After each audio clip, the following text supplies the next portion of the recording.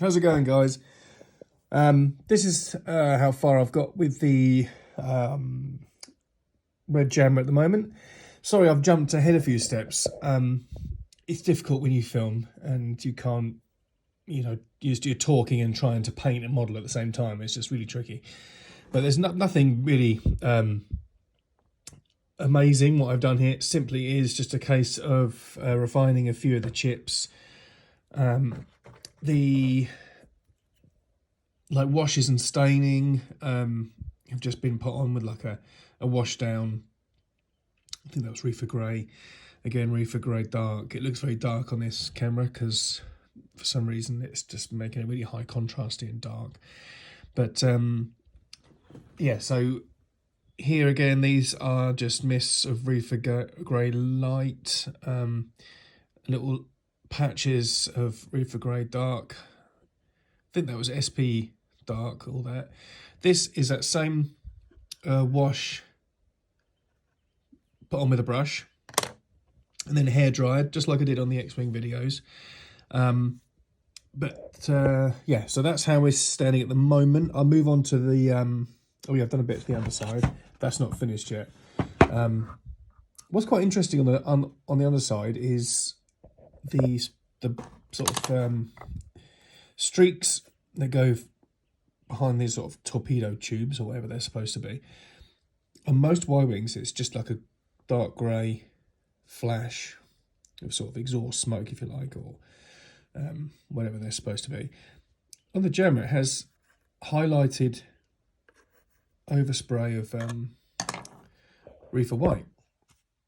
And I noticed that on the Chronicles book, I believe.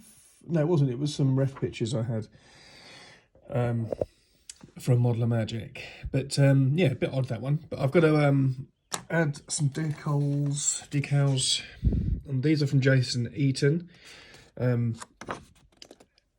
He sells them on his Etsy store. They're not perfect. He's put some embellishments on them and that sort of thing in the writing, but the majority of the markings that you'll find on most studio models are on there, which is handy. So he sent these along with the kit, so I can add the remaining decals on there. And I've pulled some off by accident on the side. There's meant to be one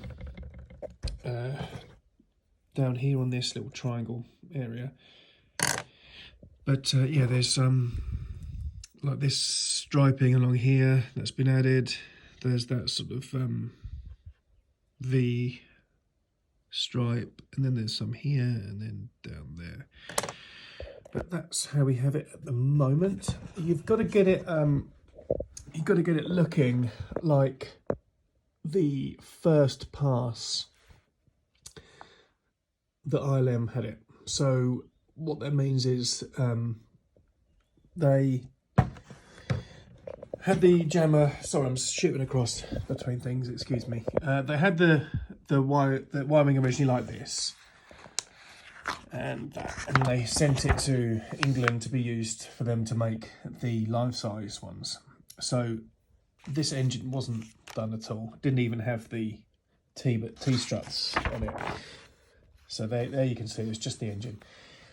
And Lee Stringer did a version like that, and it's amazing, absolutely superb. But I'm going to be doing the revisited version where it came back into ILM's possession and they finished it off like this. So you lost these guns and these were put on instead over the 8 rad part on top. And then more weathering and that happened on the engine that was just white. Really sort of sloppy washes, probably with earth or something similar. That's what I use. And there was just some topical chipping put on the front, and then some really random parts put on in the underside, like the part of the X-Wing droid strip and a few other normal sort of Y-Wing parts, and they were just something that looks like SP Light Lark. Yeah, and then all this extra horrible sort of wiring. You can see that's green wire underneath there. Just hand painted brown probably, because the rest of the piping is really nice and subtle. And then you see this, all this dark stuff and all twisted wobbly wires that were put on afterwards. But I like that. I think it's, you know, adds character. I think it's cool. And there was far more splattering. And the tips of the guns, I think, were replaced. They're darker, and you can see there's brass there, and they're grey compared to the ones there, probably due to damage from it being sent back. But yeah, so that's what I'm going to be doing next. So after I finish the bottom of this, I'll move on to the body. I love doing the pipe work, painting the pipe work, that is, just to really wash down. I'll probably be using mud or maybe foundation. I'm not sure yet, but that'll be on the next update. Right, so I base coated the Gemma with Reefer White. Now that's nearly done. I've left the front here because I've got to sort out a little issue on the front of the egg part, but that's like nearly covered the whole model, and that's half a bottle. I mean, there's just under half of that left. That's incredible. The cockpit as well. So the yield in these paints are fantastic, but yeah, it does need another pass, and I need to wait for that to cure. But that's just under one half of the bottle. Okay, so here we have it at the moment. This is base coated with the Reefer White, and it's covered beautifully. This is one bottle of the Reefer White acrylic, and that's over a dark Halford's grey primer. So really, I'd recommend getting 2 bottles, but one will do just about a full studio scale Y-wing.